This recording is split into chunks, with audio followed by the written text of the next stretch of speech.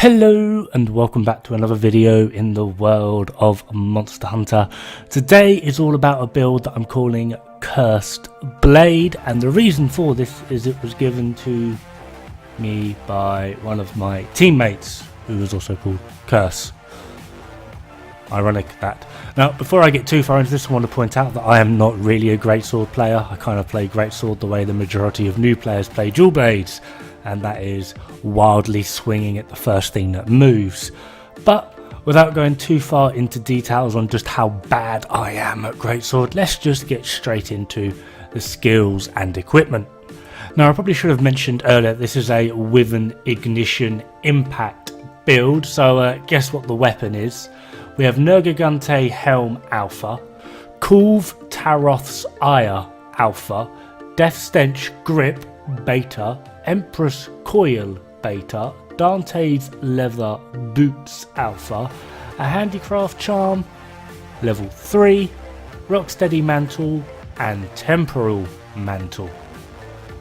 Now, skill wise, this will give us Critical Eye plus 5, Attack Boost level 4, Weakness Exploit level 3, Handicraft level 3, Stun Resistance level 2, Critical Boost level 2, Focus level 2, Maximum Might level 2, Tool Specialist level 2, Elemental Boost level 1, I suck at using Greatsword level 10.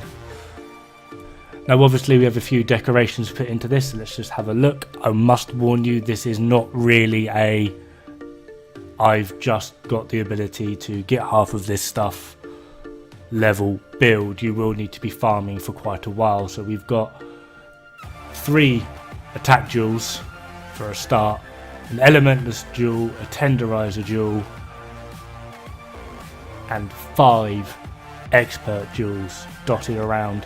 This will be a serious hard graft grind of a build, so yeah, you might want to get your grind on pretty quick. Now, one thing I need to mention about this build is I have seen builds, and I did actually have a greatsword build that had the potential to hit a lot harder than what this one does, but if you ever got that hit, you'd be absolutely friggin' lucky. This has some seriously consistent hit ranging from between 600 to 800 with pretty much the majority of your true charge.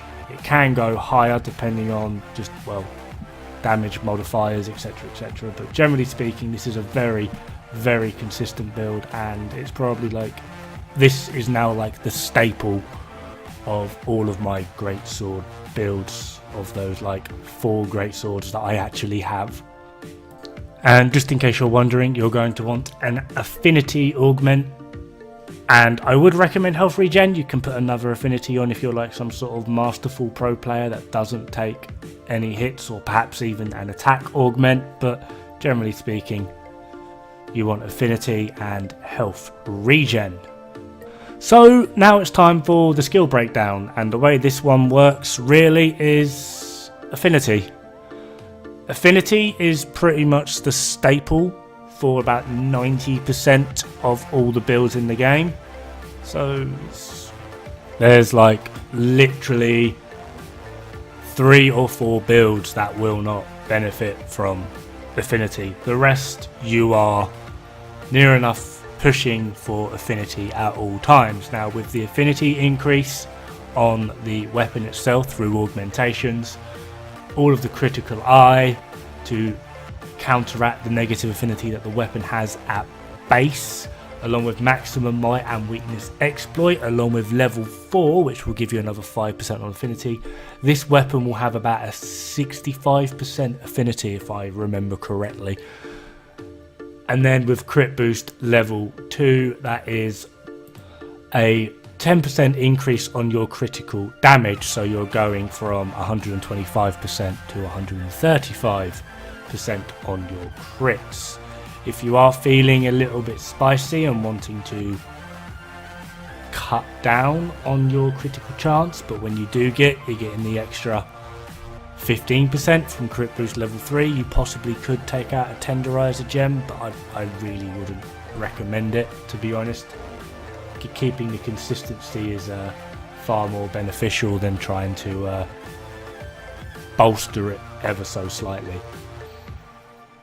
Now, like I said, I am not the greatest greatsword player, ha ha ha.